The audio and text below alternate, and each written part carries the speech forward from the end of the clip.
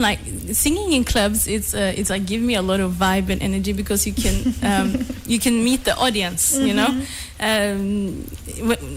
in this time we are living, we are digital artists most of the time. You know, so at some point when I had made a few videos on YouTube and been a lot in the studio, I was like, I miss to actually meet fans and meet people and feel the energy of singing with people. Yeah, so that's the club would give me that energy. I'm curious. You're curious about... I'm curious about your career. Now you have two careers. How do you balance between journalism and music at the same time? Do you know usually when the producers in Tanzania wake up? No. It's always at night. They are working. Night animals. So for me, I was like, I'm dividing my days into two. Wow. So it's like before 4, we even talked about it, me and my manager on the way here. Before 4 is journalism. After 4, it's music life. Wow. Yeah. But it's very nice to do more than one thing in life. I think, you know, some people, they go to football practice. I go to the studio. And that was my coming question. Like, how does it feel having two career and maintaining both? And I think you are doing quite nice on both careers. Oh, thank you. No, it is actually a bit challenging because it's like when people see you one day in the club singing at 3 a.m. and then on Monday morning you're going to have like a suit and tie and be in corporate. It's, it's like mixing two worlds. Yeah. And how does your fans say about that? If they give you feedback? People haven't really given me too much feedback about that, but I think creating like an artist brand can also be about strengthening what you're already doing by telling those stories. For me, I'm very into human rights activism. I'm into politics. So I think I want, after this club EP, maybe my next project is more of a political human rights kind of song project. Can't wait for it. Ole, you choose to sing bongo flavor. I'm a bongo. Yes, bongo flavor. Yeah. I'm a bongo. I'm a piano and piano. bongo flavor. Yes. A mix. Yeah. Okay, let's say it's mixed, but I can see bongo flavor. What do you like about Tanzanians bongo flavor music artists? Ooh, it's like and I think that's actually also one of the reasons why I was so charmed in my heart about Tanzania, because the music sings very to the heart. It's very soft. It's like I was trying to explain to people in Norway what is bongo flavor, and I just say it's like on the wider Afrobeat umbrella, bongo flavor is like a branch that is more soft, and it's a lot of love songs. Nakupenda in every song. Oh wow. Let me translate to our audience. Jamani, tuko na Olea, ni mwanamuziki kutokea nchini Norway ambaye sasa hivi ameamua kufanya sanaa yake katika ukanda wa Afrika Mashariki ikiwemo Tanzania na Kenya, na sasa hivi ametoa wimbo wake mpya ambao unaitwa Nyumbani, wa Kiswahili kabisa na unaeleweka, lakini yeye anasema kwamba amependa sana ukarimu wa Tanzania na Afrika Mashariki. Ni tofauti kabisa na kwao, kwa sababu hapa kuna utamaduni wa kijamaa wa kuishi pamoja, kukaribishana. Anasema wakati anatengeneza hii ngoma yake ya Nyumbani, alitengeneza melody, lakini watu wakamsaidia kuandika, kuweka maneno, na imekuwa njia nzuri kwake kujifunza Kiswahili, lakini pia kuconnect na watu na kuzungumza nao, na amekuwa na uzoefu mzuri. Lakini anasema kwamba kwa sababu anapenda sana muziki wa mapiano na bongo flavor, anadhani kwamba saundi yake inaitwa amabongo. Kwa hiyo tutegemee mchanganyiko huo wa amabongo kwa maana ya mapiano na bongo flavor. Lakini pia kitu kingine ambacho anakipenda kuimba kwenye club hapa Tanzania ni kwamba anakutana na hadhira moja kwa moja, anazungumza nao. Lakini pia ni mwandishi wa habari kama mimi na Samira, na anafanya hizo kazi zote kwa pamoja, lakini anafurahia sana kuzifanya kazi zote mbili kwa mara moja. Tulimuuliza pia mashabiki zake wanasema nini, anasema hajapata mrejesho mkubwa kutoka kwa mashabiki kuhusiana na yeye kazi zake zote mbili, lakini kwake anaenjoy kwa sababu anaweza akaamka saa 9 usiku akafanya kazi, lakini asubuhi akawa na suti na tai tayari kwenye kufanya kazi za waandishi wa habari na anafanya mambo ya siasa, mambo ya haki za binadamu, na labda tutegemee wimbo wake ujao utahusisha masuala hayo. Olea, you have just told us you love politics and current affairs. How do you define the political landscape in East Africa, let's say?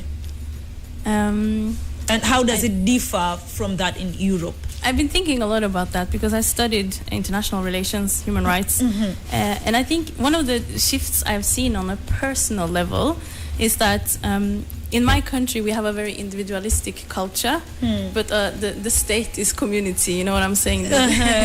But in Tanzania and many other countries also, not just in East Africa, the state is not the community, but the people are the community. So it's like you get individualism one way or another. Let's talk a bit about culture. What was your first cultural shock when you was just landing in Tanzania? Time.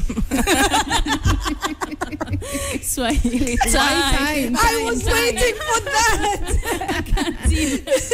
I still cannot deal with that. But you know, actually going to Crown and some other medias, then you actually are on time. You know, this interview was scheduled to be. There was no Swahili time. Tell us about your experience with Swahili time. Apart from media houses. Yeah, that's a different experience. So in my culture, it's like time is the highest form for respect. So even if you are, I think it's in Germany and Norway, it's probably the places in the world where time is very strict. It's almost like robotic, like you're a robot. You have to be on time. There's no excuse. Exactly. And here it's like if you're late, people are like, oh, no worry. Usijali. And people say, don't worry every day. But yeah, for me, it's like sometimes I'm like very stressed to be on time. And then I just realized that there's no need to be on time because so I also start planning to be late now because I just expect people to be late too. But the beautiful part of it is that it's a more generous view on life. You know, we are not a robot, we are not a computer. We are human beings, and maybe you meet someone on the way to meet someone, and then that's okay. That now we're coming 2 hours late. Jamani, Olea anasema kwamba kitu ambacho kilimshangaza wakati anatua tu Tanzania ni swala la muda. Sisi tuna mida yetu ya Kiswahili na yeye kwake imekuwa ngumu sana kwa sababu Ulaya swala la muda ni lazima ufuate muda, ni swala la muhimu, lakini hapa Tanzania wanamwambia bwana kama umechelewa usijali lakini tunachukulia poa, lakini kwao bwana masuala ya muda ni muhimu sana. Ole, should we expect any collaboration with a Tanzanian or East African musician? Yeah, I have a big collab coming up. Wow. I want to not say who it is today, but it's a big one. Ah, nice. It's a very cool song. It's a vibe song. It's on the EP actually, and I think it will release within the next 2 weeks probably. Wow. So now it's song hit after hit. Yeah, it's 5 songs on this EP that is like hit club. Wow, nice. But you already did a collabo with TID and Mr. Kesho. Yeah, we did that. Yeah. How was it? No, it was fun. We met TID when we lived in Kenya, and then we just decided to bring a studio home and make a song. That was a vibe. Tell us about your new release, Nyumbani song. Oh, the Nyumbani song is just... I was so tired of making quiet pop songs, so I was like, I need to get out this vibe. And I've been missing the Amapiano clubs since I lived in South Africa, and I know piano is big here too. So I just felt like creating something with a big vibe and not being so deep for once, like not political, just vibe. And it's a part of my energy. I'm a person who likes to sing and dance and feel the energy. So this is for the people going to the club. People want to feel the energy. Yeah, I know you have so many songs. Others have not yet been released, as you said. But for those who you have already released, what's your best song? I think the one Nyumbani is actually one of my top 2 because it's the vibe. But also the Queen of Desert, which I released last year, featuring Mr. Kesho. Produced by Mafia, the producer of Harmonize. That song got a lot of attention in East Africa last year. It was in Uganda, Rwanda, and it was also like a cultural mix because it has this Arabic style, but it was also in Zulu and Swahili. Yeah, and the video was also a big community here in Tanzania. Tell us about the streams. I know it's quite different in Africa compared to Europe. In Europe, even 100 streams is like a big thing. But I think in Africa, 100 streams is like nothing. How do you treat it, and how do you receive the feedback? Because I know it's a bigger thing when you get 100 streams in Europe and you're like, wow. But here in Tanzania, it's like, maybe we want it to hit 1 million, then we will say now this is a hit song. Yeah, no, that's definitely a big difference. Like, being here feels more like America in that way, because you are so many people and the artist culture is strong. Me, I come from a kidogo, small place, you know? Yeah. So even like the bigger, I even said this the other day, even big artists in my part of the world. Like right now, I'm one of the most streamed artists from Norway on YouTube because of Tanzania, because of Africa, because of the numbers of people here. Yeah. Because you can find even people in my country, they are big and they have like 5,000 views. You know? So we only have 5 million people. Wow. So like when I see the numbers here, people are being streamed, like and it matters a lot. It actually matters maybe too much also, because the numbers are. Sometimes I feel like we are guided so much by numbers that we forget to actually listen to the art. Wow. But the numbers do matter, and the way people support here is different. Definitely. In Europe, it's like, wow, one view. Very genuine. Yeah. So how does it make different when you go back home? Are you much popular because you have so many streams compared to other musicians back in Norway, or it's that fame is just in Africa? You know, I said that the time here is slow, but my country is slow in a different way. But it's like slowly, pole Norway. It's slowly catching up, because people are saying like, how could you just move to Tanzania and become like an artist overnight? And then I say, no, it's because of the culture of the artist life. Yeah, that's what made it possible. So now I also have some conversations with playing in some festivals in Norway, and that's because of Tanzania. Wow. I heard that you already have EP. Yeah, the EP is recorded and ready. What the name of the EP and how many songs does it have? It has 5 songs. One song is, the 4 of the songs is just straight like Nyumbani club EP songs in Swahili. Okay. And the last song is dedicated to God. It's called Mungu di Mwema. Wow. Yes. Can we hear that? Yeah, it's going to be released next week. Next week. Yeah. Nice. Let's talk about gender aspects. I know it has its unique touch and angle. How does it feel to be a woman musician?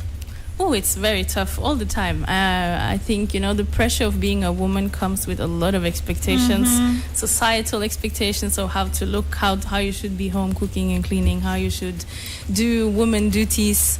I think in this society, we just really indirectly and directly make it easier for men to be creative boys than we do for women, sadly. But I'm trying to fight that. I know. Yeah.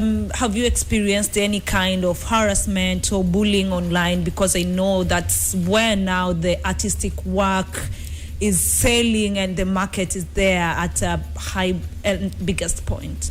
Yeah, definitely. All the time. I think... even I heard this interview with Beyonce, and she said like she see all the hate that she gets online, even people like Beyonce, But yeah, it's we are still not there as a society where we can just let a woman be an artist without criticizing. For example, some of the things I have experienced is people would be like, so are you a DJ, or whose girlfriend are you? Or they don't they don't expect you to be the artist.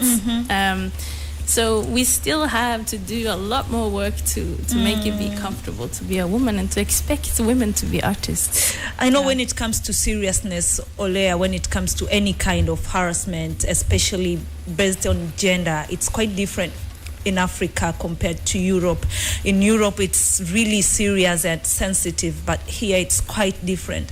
How different does it hit you? It hits me good and bad, I must say, because in my society we have hit a level of gender equality where men don't even hold the doors anymore. So also being here, that means that I don't have to carry suitcases or hold doors. And it's a better lady treatment sometimes, but in other aspects I also feel the that, especially in the music industry. I think we have probably 70-80% men and 20% women. Yeah. And yeah. Do you still have to go with Kesho like everywhere, or now you feel like, I know the industry, I can just go myself with my manager? Yeah, that's actually why he's not here today. Because we are trying to, most of the time if we go together, it's all about the mapenzi na kupenda the love. And I know people love that in Tanzania. Yeah. What difference has made for you to separate your brands between you and Mr. Kesho? What difference has it separation bring in your career, in your music career?